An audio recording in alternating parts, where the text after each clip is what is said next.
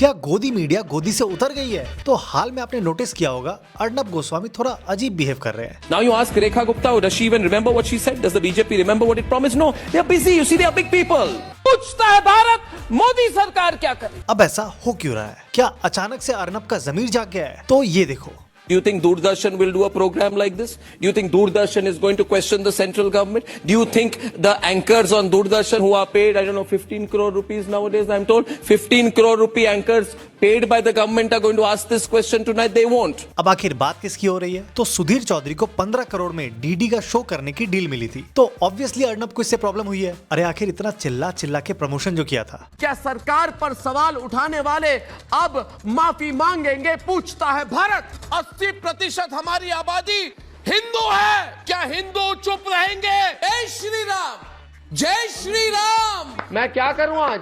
सारे मेरे दर्शक जितने हैं वो तो नरेंद्र मोदी के साथ है। और अब ये खुन्नस पब्लिक हो गई है। सुधीर चौधरी ने भी ये ट्वीट किया कि आजकल मीडिया में भी ऑड इवन चल रहा है, आज यहाँ कल वहाँ। अब ऐसा पहले तो नहीं होता था, अब क्यों हो रहा है? तो पहले मीडिया को सरकार के हिसाब से चलाने की जिम्मेदारी हिरेन जोशी के पास थी, जो पीएमओ में काम करते थे। अब मैं थे इसलिए बोल रहा हूँ क्योंकि ऐसे र्यूमर्स है कि हिरेन जोशी को हटा दिया गया है। क्यों, किसी को नहीं पता। और प्रसार भारती के चेयरमैन ने भी उसी समय रिजाइन कर दिया। और मुझे ऐसा लगता है सरकार को पहले ही अंदेशा हो गया था कि मीडिया में झमेला होगा। पूछो क्यों? क्योंकि सरकार ने इसका पहले ही प्लान ऑफ एक्शन बना लिया है और अब वो मीडिया को खरीदने के बजाय खुद ही मीडिया बनना चाह रही है। कैसे? तो कुछ दिनों पहले ही सरकार ने 2,500 करोड़ रुपए अपने सरकारी न्यूज चैनल्स को मॉडर्नाइज करने के लिए लगाने का फैसला किया है। 2,500 करोड़ रुपए, ताकि सारा कंट्रोल उनके पास आ जाए। लेकिन कुछ मीडिया वाले अभी भी अपना काम पूरी शिद्दत से कर रहे हैं। चीन में लोकतंत्र नहीं है और चीन की सरकार अपना मनचाहा फैसला तुरंत एक दिन में लागू कर सकती है। दूसरी तरफ भारत में लोकतंत्र है, विपक्षी पार्टियां तो सरकार के हर फैसले पर राजनीति करती हैं। इसके बावजूद हमारे देश में लोकतांत्रिक व्यवस्था की वजह से कई फैसले तो पूरी तरह से लागू हो ही नहीं पाते। रजत शर्मा के हिसाब से ये रीजन है।